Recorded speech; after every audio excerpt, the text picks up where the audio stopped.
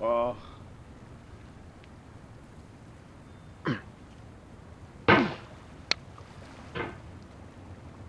There's no feeling more intense than starting over. If you deleted your homework the day before it was due, as I have, or if you left your wallet at home and you have to go back after spending an hour in the commute. If you won some money at the casino and then put all your winnings on red but it came up black. If you got your best shirt dry cleaned before a wedding and then immediately dropped food on it. If you won an argument with a friend and then later discovered that they just returned to their original view. Starting over is harder than starting up. If you're not ready for that, like if you've already had a bad day, then what you're about to go through might be too much. Feel free to go away and come back. I'll be here. Alright, thanks for coming with me on this trip. I'll understand if you have to take a break at any point. Just find a safe place to stop and quit the game. Don't worry, I'll save your progress, always, even your mistakes. This game is a homage to a free game that came out in 2002 titled Sexy Hiking. The author of that game was Jazzuo, a mysterious Czech designer who was known at the time as the father of B games. And B games are rough assemblages of found objects. Designers slap them together very quickly and freely, and they're often too rough and unfriendly to gain much of a following. They're built more for the joy of building them than as polished products. In a certain way, Sexy Hiking is the perfect embodiment of a B game. It's built almost entirely out of found and recycled parts, and it's one of the most unusual and unfriendly games of its time. In it, your task is simply to drag yourself up a mountain with a hammer.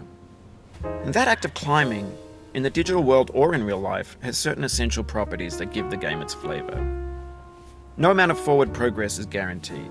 Some cliffs are too sheer or too slippery. And the player is constantly, unremittingly in danger of falling and losing everything.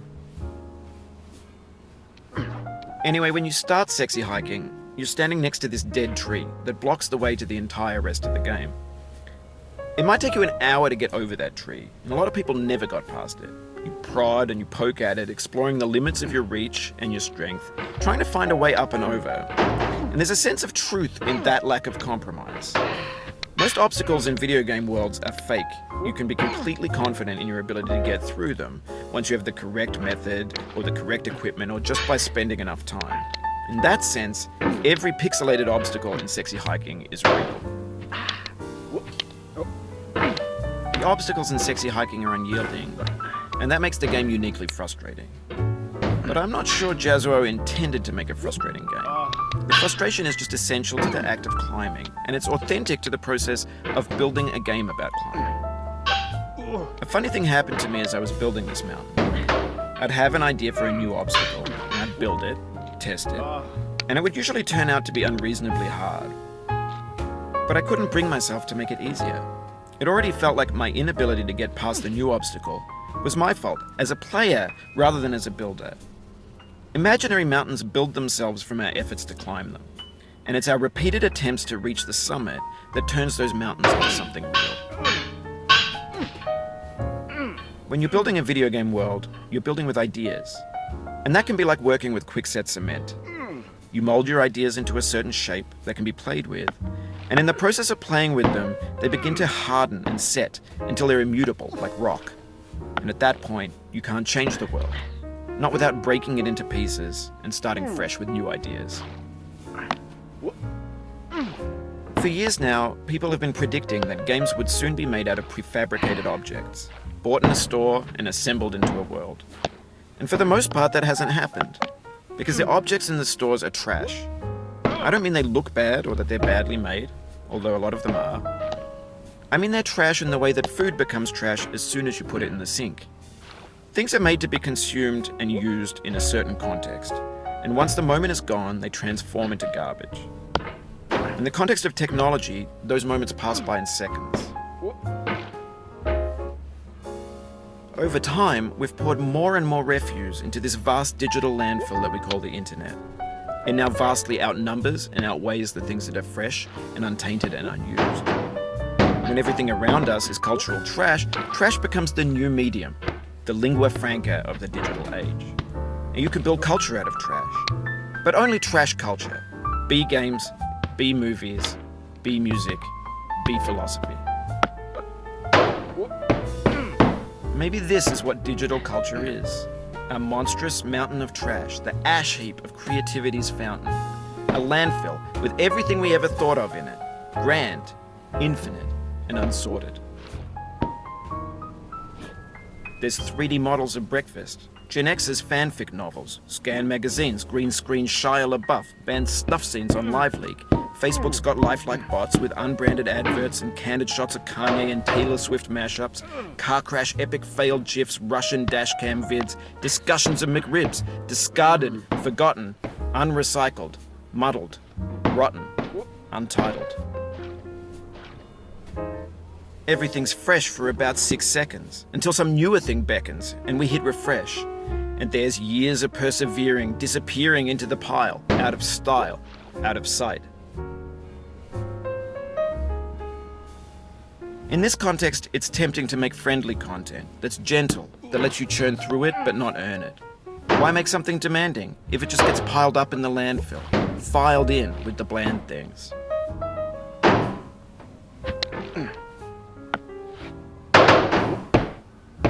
No.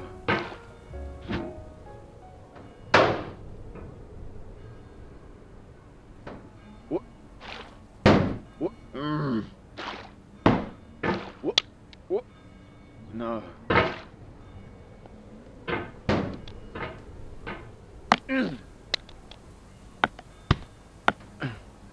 What?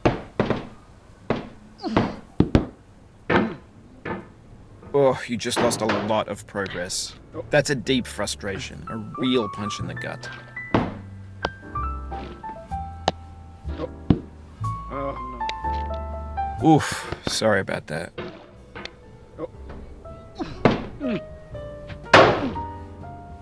Oh, it happened again. Keep on trying, don't let it get to you.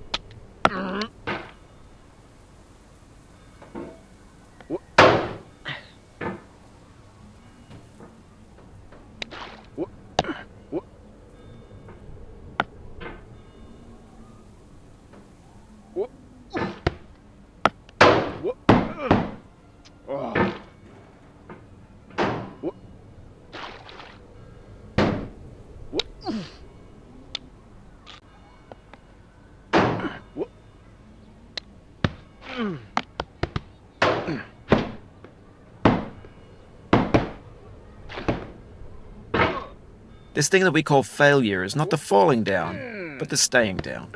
Mary Pickford.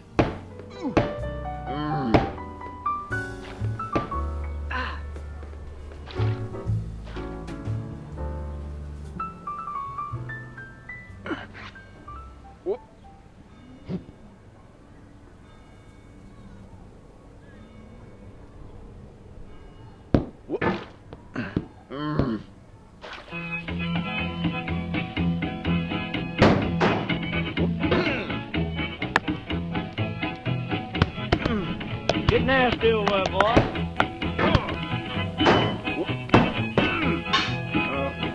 Going down the road feeling bad. I'm going down the road feeling bad. Going down the road feeling bad, and I ain't going to be treated this way. Oh,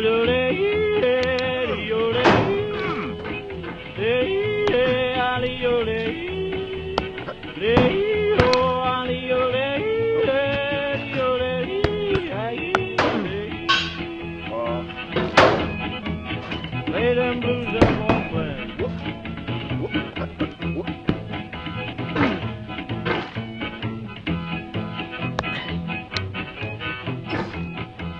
Down in the jail on my knees. I'm down in jail on my knees.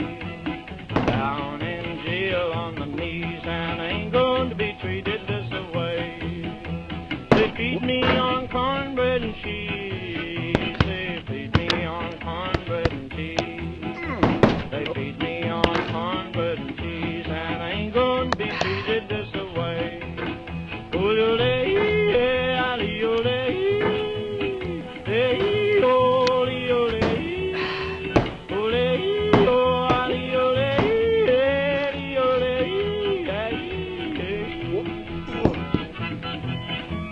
That's good time, boys. Hey, buddy. Oh, no.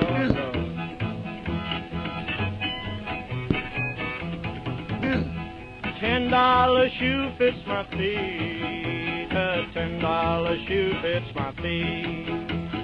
$10 shoe fits my feet, and I ain't going to be treated this way. Going where the weather suits my clothes. I'm going where. When games were new, they wanted a lot from you. Daunting you, taunting you, resetting and delaying you. Players played stoically. Now everyone's turned off by that. They want to burn through it quickly, a quick fix for the fickle, some tricks for the clicks of the feckless. But that's not you, you're an acrobat. You could swallow a baseball bat.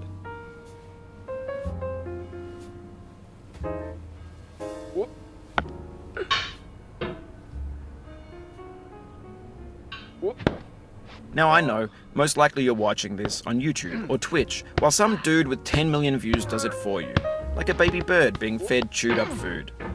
That's culture too.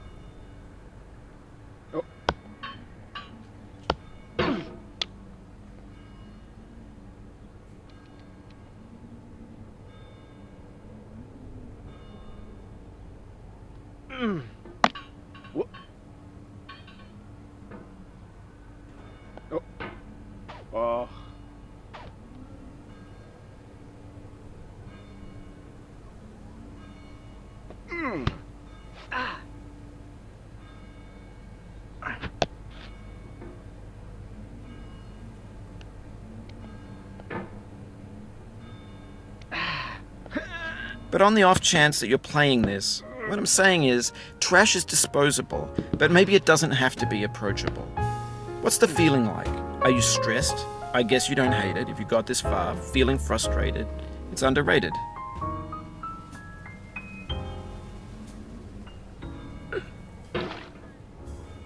An orange is sweet, juicy fruit locked inside a bitter peel. That's not how I feel about a challenge. I only want the bitterness. It's coffee. It's grapefruit. It's licorice.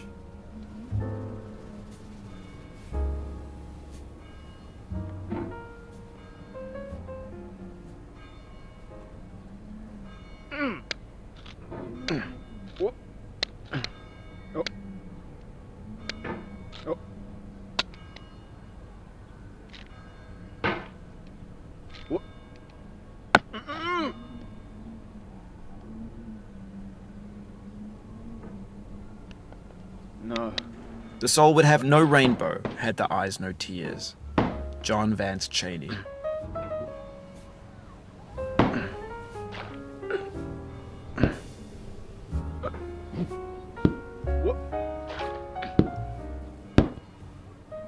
The pain I feel now is the happiness I